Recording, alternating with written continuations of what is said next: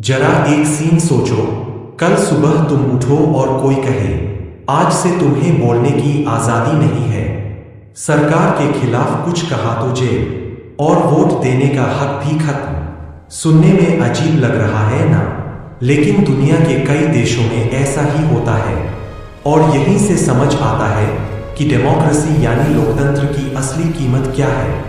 सीधी देसी भाषा में समझो, डेमोक्रेसी का मतलब है देश का मालिक जनता होती है।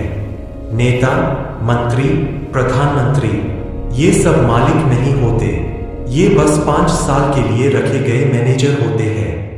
जनता उन्हें काम करने के लिए चुनती है। लेकिन यहाँ एक बड़ा कंफ्यूजन है।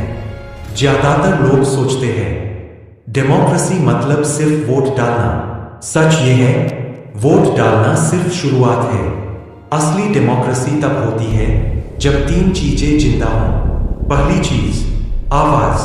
अगर सरकार गलत करे और जनता खुलकर बोल सके तो समझो लोकतंत्र जिंदा है। दूसरी चीज, बराबरी। कानून के सामने हर इंसान बराबर हो, चाहे वो करोड़पति हो या रिक्शा चलाने वाला।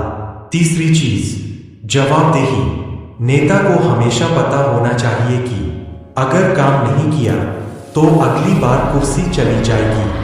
एक देसी उदाहरण समझो, मान लो किसी गांव में सरपंच बन गया और उसने कहा अब मेरी ही चलेगी, कोई सवाल नहीं पूछेगा। तो वो सरपंच तो है लेकिन लोकतंत्र नहीं है।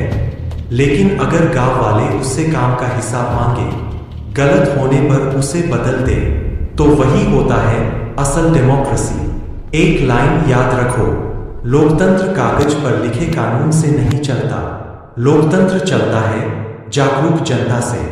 जब जनता सवाल पूछती है तो बड़ी से बड़ी कुर्सी भी हिल जाती है, और जब जनता चुप हो जाती है तो लोकतंत्र धीरे धीरे सिर्फ नाम का रह जाता है। इसलिए याद रखो, लोकतंत्र कोई सिस्टम नहीं है, ये जनता की रोज की जिम्मेदारी है। वोट देना शुरुआत है, लेकिन सवाल पूछना असली डेमोक्रेसी है।